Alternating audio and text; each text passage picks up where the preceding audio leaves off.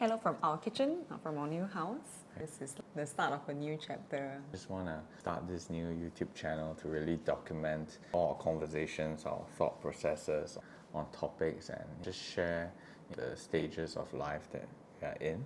It's going to be fun to be able to just reflect on what we've been up to and what we are working on. And it's going to be an exciting week. We are going to Shanghai for our first show. Yeah. Feels like it's been so many years in the making, but it is only starting to hit me that we are flying off this Saturday. We're bringing our full band this time with Mei Shum on keyboard, Eugene Chiu on bass, Anson Ko on drums, and our friend Kat as our tour manager. And your family is going as well, which is amazing. Yeah. Feels like all of my families are going, like my music family in the band. We've been playing for a few years, and last year we also traveled to Mauritius. So it's almost like 1 year on, we're doing something new and exciting in a new city. My parents and my brother are coming along as well. And our spiritual family, Kat, is with us as well. She's from our cell group. And yeah, it just feels complete. And I just feel like there's more in store that we don't even know about yet that will come when we're in Shanghai. Yeah, so it's going to be a busy week preparing for the show, all the logistics, packing, making sure we have all the merch, making sure we have the set list, and we're rehearsing with the band. We'll bring you on the journey as well.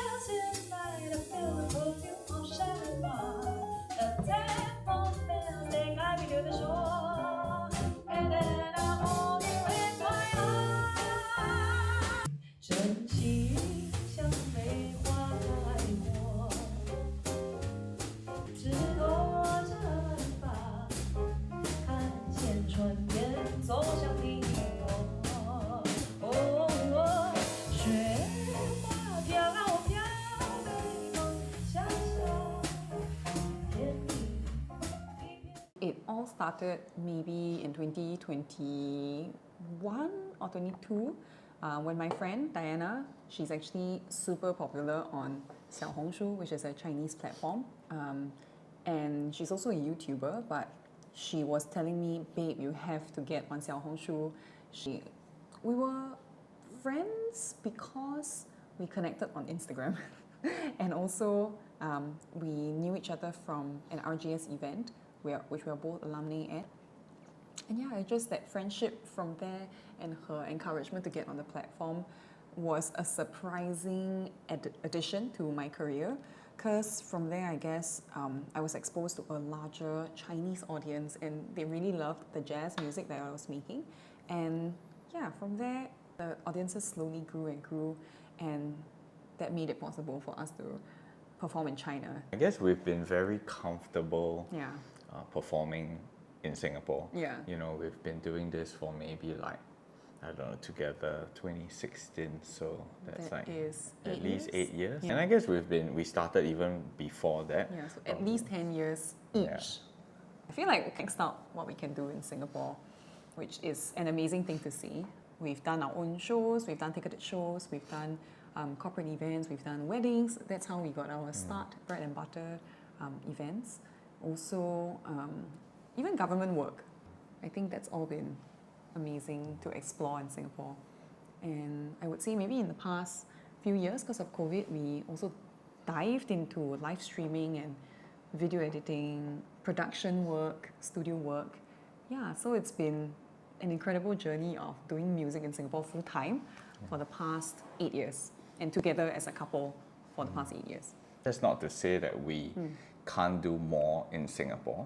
I think we are always still working on new stuff. Like, I would love to record with a full orchestra we would love to do a big band project that Yeah. we're talking about. Yeah. And so there's definitely still fun stuff that we want to do, but I feel like going to China just opens a whole other paradigm. And we realized that even on Xiaohongshu, like so many Chinese-speaking fans may not only be staying in China. Oh yeah, that's true. they're Because you can see the locations where they're commenting from. And some of them are from like Australia, from LA, they're like, can you come and tour in my city? huge community in Sydney when Yeah, we were that's there. right, We that's met right. a friend that I've got to know only through Xiaohongshu Yeah. in Sydney, and he was telling me that all his saxophone students in Australia through Xiaohongshu also, you know, Yeah. so that's been amazing. And firstly, we like to travel, Yeah. so we've been to Shanghai before, but I think to perform and to meet fans and even fellow musicians and meeting the jazz club people will be just something different rather than just a holiday. Since my previous life of being a secondary school teacher, I've already started performing.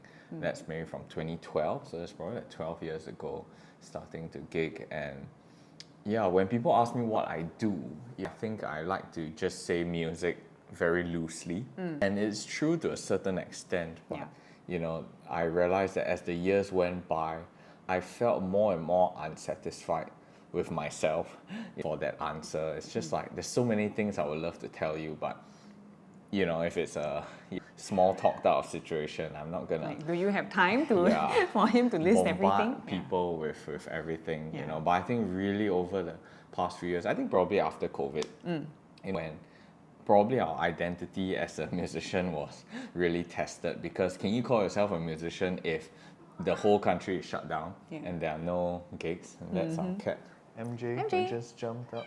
Hi, MJ, baby. you want to be in the video? Of course she does. She's like, I want to be part of everything. Hi, baby. This is Say hi. MJ, one of our 4 cats. We just want to document more of our family life and with this channel as well, so you'll definitely be seeing more videos. It's going to inch of away MJ. into every video. Yes, stay here. So, just talking about what I feel my identity is, and through I guess after COVID, I had to really reassess when people ask me what I do. So I feel like I'm still trying to discover that what's a good one-liner. Yeah, like our elevator pitch of who we are. So I would say if I had to, like I say, write it on a name card right now, What would that look like? Wow, it's so difficult, But Yeah. I guess musician and investor, that might be the closest. But still, even investing is such a broad category. I guess in my role in this family, I have taken on the responsibilities of I guess just overall finance of our family. So I'm not doing the best job at keeping track of expenses. Generally, I We'll work on hate it. doing admin, but it's something that's important because I think you'll be able to invest well. We need to make sure that all forms of our spending is in check, which we'll definitely talk more about other videos. But we've been very blessed since our whole career to never be in lack, and we've been blessed with being given this financial cushion. And so I think it really started in 2022. I guess earlier on, we've gone for investment talks, courses, property courses, and we know the concept.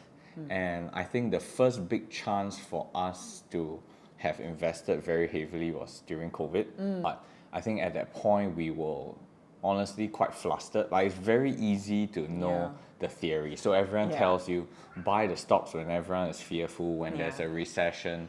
But for us, Push comes to shove. it's like both of us lost our jobs in that sense immediately. And the worst thing was not just not having income, but we had to repay. We had to pay back a lot of the deposits that were given to us, and we had 2 staff with us on that at that point. We had rental, we had a house to pay for. So many overhead. And I think that definitely spooked us for a while. We were definitely in life-saving mode, crisis management mode, rather than like, hey, this is a great time to plunk our chunk of money into investments. We just had our house, and so I think the idea was great, but I guess yeah, especially for me, we were blessed with even a lot of financial help from our government. That's and true. people who gave us gigs, and we definitely got through that pretty okay. And that allowed us to have a chunk of savings. And I remember very clearly it was end of 2022, and there was another mini stock market crash, and stocks were cheap. He saw us buying companies like Microsoft, Google, so many companies, CrowdStrike, at really good prices. And I think easily till then we have doubled our money on all these stocks. And yeah, it almost felt like the prices went back down to like COVID To give us a times, second maybe chance. not as Yeah. low, but pretty low. 2 years on. So in that 2 years out of COVID, we managed to save up and I guess pull together our money. And that was a very good start to investing, I guess, for us to really take it seriously. And we've always had savings plans, insurance, and all. And our CPF, we were investing some of it, but to really be buying stocks, 2022, I would say, end of the real 2020, start. it's a real start.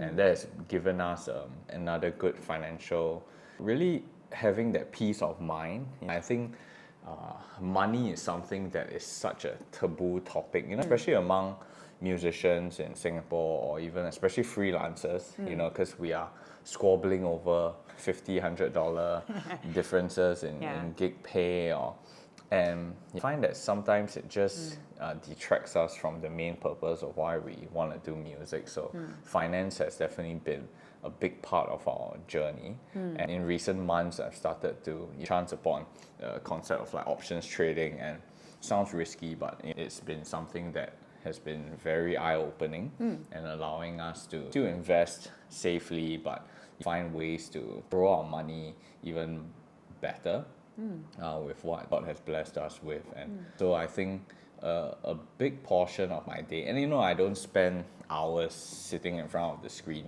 I watch a lot of good YouTube channels, which I'll definitely want to do a video just on that. I'm definitely not an investment, but I definitely just want to put people in the right direction. And I'm not going to take your money, or I don't gain from anything that you guys buy or anything, but just put more people in the right direction of the content that I've been learning from, and you can start your own journey as well. So a chunk of my day is spent on that, and enough actually more freeing, because we can make a lot of decisions much better, because we know that we don't need this money, that we can earn money elsewhere. It's made us more prudent in our decisions of how to spend our time. Even if with this China tour, doing 3 shows in Shanghai, it on paper does not make any financial sense. Like we make way better money performing at events here, which use up very little of our capacity. Because we've oiled that machine so much. We know how it works. But when looking at the China performances, it feels a little bit intimidating because we don't know what we don't know yet. I feel like there's a lot more things for us to learn when we get there. And even in this entire process of preparing for this to be possible, we've already learned what are the processes you need to go through, payment, all those things, settling logistics for the band.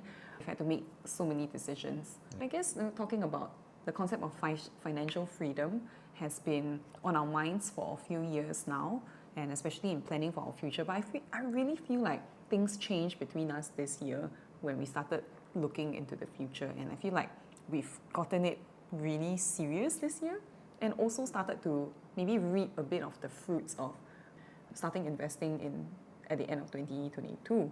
And I feel like that has led to a better exercise of the muscle for us to say no to a lot of things, be it shows or work-related things, or even Christian ministry things. I feel like that's been a prolonged season of learning how to say no, and also just consulting with God what He actually wants us to do, because there are so many good things for us to plonk our time and effort into, but we realize time is really one of the resources that is limited.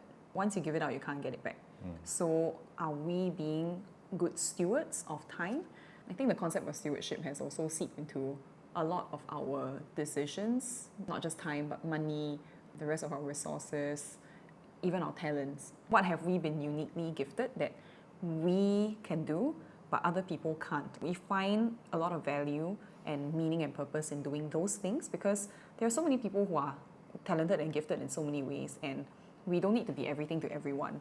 So when we are faithful to the small things, I feel like that's all God cares about, and that's what I care about now. It's freed up to even spend more time on our health Oh and yeah. going to the gym and working out and making that a priority. I think that has been great for our overall health and well-being, and it's been something to look forward to as well. We'll share more about our whole High Rocks experience as well.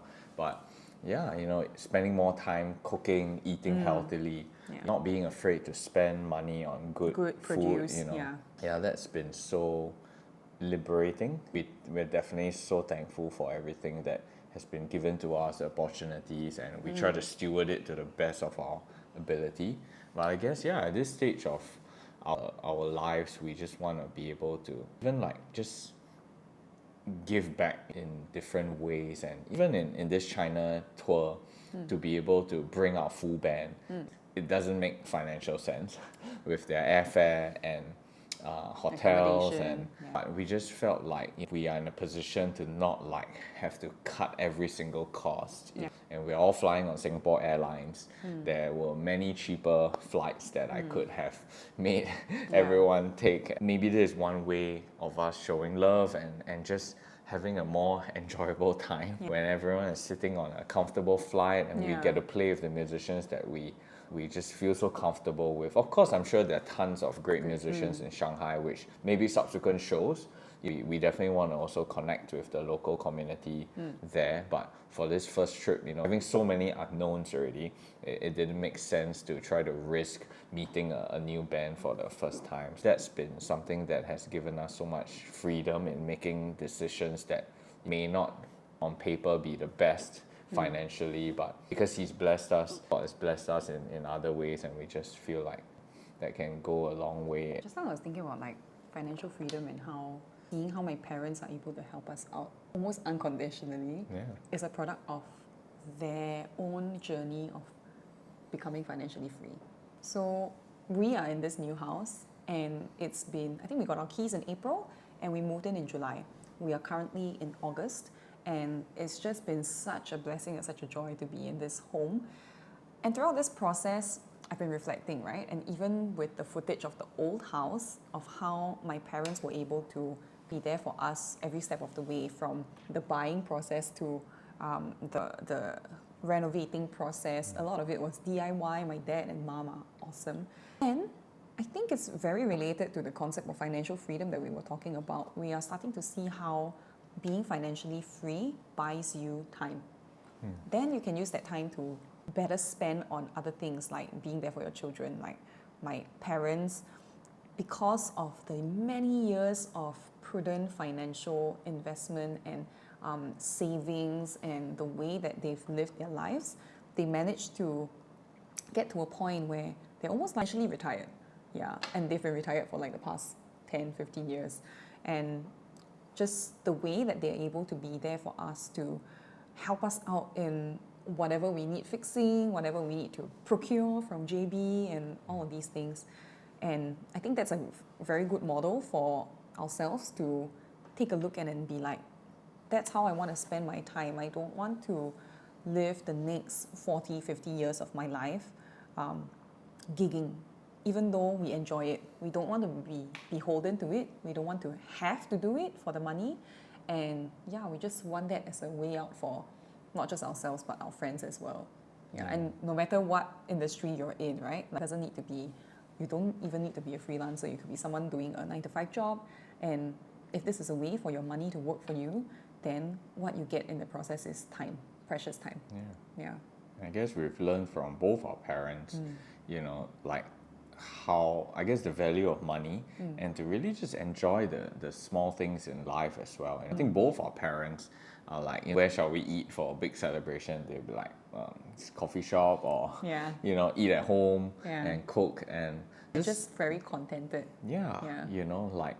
So many times I ask her where she would like to go for a birthday, and she'd be like, let's just go for Hokkien Mee, your favorite hawker stalls. And but that's just been same thing, it's just so freeing, you know, to not have to think like, okay, which, you know, 3 Michelin star restaurant do I have to bring her to gain that enjoyment. And, and it's allowed us to spend money on different things. Like we drive a 15-year-old Toyota bike. you know, we are staying in a HDB flat, and I guess, you know, for most people, you know, all of us can afford to, you know, probably spend over our means. And for us, maybe it's like, if we really wanted to, you can even, I mean, anyone can buy a condo and a landed property. It's just how many years of your life do you want to pay back that loan, and you want to work 3 jobs. For us, we can do 4 gigs a day and just to pay off the mortgage. But I think that's something that's probably been instilled through our parents as well, to, you know, what's truly important. And even for your parents to be like, you know, I'm just going to come along to Shanghai and, you know, support my daughter. Just go and watch the show. Because they've watched her perform countless times. But, you know, to have that financial freedom to just say like, okay, let me just tag along. And I think that's something that really money can't buy as well. But it's been years of their prudent, you know, saving and investing and leading the life. I mean, would you rather be having a 3 Michelin star meal like every month, or, you know, use that money to fly to any country to, you know, be with your daughter, you know? And I think that's something that both our parents have instilled in us, and we just want to share that journey. We are still figuring that out as well, and we struggle with stuff like, I love saxophones, and, you know, we'll definitely bring you on a house tour, studio tour, and you'll see how much nonsense I have acquired over the years. And we have stuff that we love, you know, not like monks, but we've learned to value different things and make sure we constantly evaluate like what we're spending on. And I think it's been a good exercise for sure. I agree. Actually, this whole process of moving has really shown me that I really don't want to own too many things, because it's such a pain when you have to move and you realize how many things you have acquired and collected that you don't actually touch. Like, there are some things that I literally didn't touch for the past 5.5 years in the previous house. So that's when you know it's time to let go of these things, material things. And it's easier said than done, because you have to make some lifestyle decisions and hard choices. Like, if I don't have enough closet space for my vintage dresses and stuff, then I need to either clear them out, only buy it to replace a piece, or, you know, I just have to implement some strategies like a no-buy, or certain rules. I remember I did a no-buy in 2019, and that was great. So I might try to do that again this year. So maybe that's something that I should document as well, like how to implement a successful no-buy that doesn't make you feel like you are living in misery, you know. Like, you can still have an amazing experience and get the best out of what you already have, rather than constantly acquiring new things. And that's freed us up to, you know, when I think about like our grocery purchases, you know, like, you know, when we buy eggs, you know, it can be like $3 for 10 eggs, you know, but we've decided, you know, that, you know, with the money that we save from not spending on unnecessary stuff, you know, we can go for the most expensive, like cage-free organic eggs. And I guess that has brought us a different type of joy, you know, because, like, I mean, we've seen enough videos of the mass-produced chickens and eggs and the quality of the food, and just to be able to have that to choose, like, you know, to spend $4 or $5 on 6 eggs instead of, you know, $3 for 10. And it's a small thing, you know, it's not going to make us broke or anything, but the fact that we know that we can choose, you know, a bit higher quality food to put into our bodies. And I think it's a constant journey for most people. I think we are all allowed to have some indulgences, but if every aspect of your life, I mean, if you want the biggest house and the biggest car and the nicest clothes, like, something's got to give. It will do much better if you just choose one of the items that you just want to spend a bit more. And some people, it's experiences, you know, it's holidaying, and you can stay in a 3-room flat and then spend, you know, a lot of the year traveling, and, you know, even staying in JB. That's going to be a whole other, you know, video that we can share. And we're definitely not, you know, everyone feels like they're stuck in some sort of rat race, but I mean, there's so many solutions, and of course there are inconveniences with some of the options that you choose, but yeah, would you rather do that and work for just 10, 15 years and retire early, or work till you're 70 trying to pay off that car loan, so It's like instant versus delayed gratification. And I think this actually boils down to a great thing that I would love to discuss at some point, which is our rich life. Like, I think a few years ago, we sat down and really asked each other. It was because of a podcast we listened to, right? Ramit Sethi or something. And he talked about how couples should sit down to, even not within couples, like just individually on your own, what does a rich life mean to you? What does it look like? What does it smell like? What is actual experience you are hoping for? Because people who grew up in different environments, we probably have very different definitions of what is rich. And I think something for us that we've kind of implemented was like really walking into the store, to NTUC or cold storage even, the FairPrice Finest, to walk in and be like, I don't really need to sweat over the prices of groceries. I can buy the best produce to feed and fuel my body. Like, that was one of the things I remember that I would love to do in my rich life. And that could mean very different things for different people. For some people, it's like, I want to have like 4 vacations a year, or I want to be able to live in a X like kind of housing, And for us, it was a good chance to talk about what really matters and what we can kind of forego. Like, I don't need to live in a big landed house or whatever. I'm very happy with living in public housing. So, okay, great. If that's the goal, then what else can we spend on to make the quality, the standard of our life as close as possible to our quote-unquote rich life? I think for us, financial independence or financial freedom, even the concept of retirement is going to be so different for the people. But I think even for me, it's like, I don't think we'll ever retire, because I don't think we could stay home and just do nothing.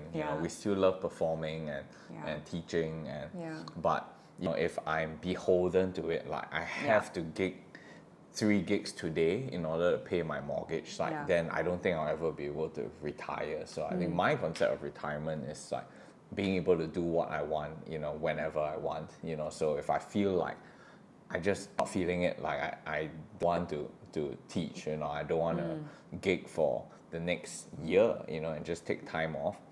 I will have the financial freedom to be able to do that. But I don't think I'll ever get to the point like of I'm not going to touch my saxophone for a year. But I just want to have that option. And I think the other freeing thing is when if people ask for gigs now, of course if it's a corporate inquiry, we still want to be paid fairly for what we can deliver.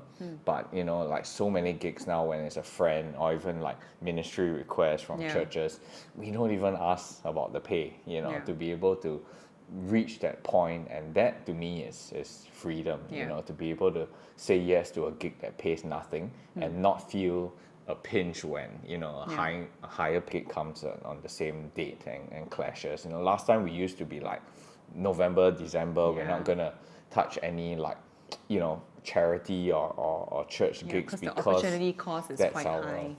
peak period. But now we've already said yes to quite a lot of ministry stuff. requests, and we don't care if something else comes in, and I mean, God has blessed us in many ways and make things work as well around our our obedience to do what is right. And so that's something that we definitely want to talk more on this channel, because we talk about all of this privately, but I think this is something, actually, I mean, this whole channel is probably for us to reflect. So that we don't forget the way we reached our conclusions and maybe even the evolution in our thinking over the years. I want that to be recorded down, and so we can come back to it in future.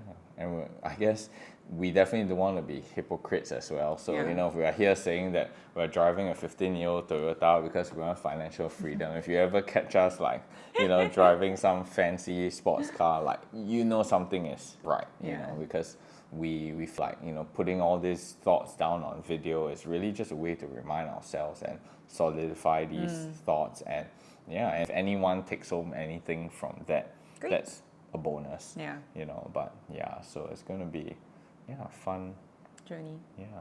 I guess this is about time to conclude the first video. Yeah. We're not going to sweat the small things and Exactly. yeah. So Putting that into practice. yeah, we'll Okay, that's it. yeah. Bye.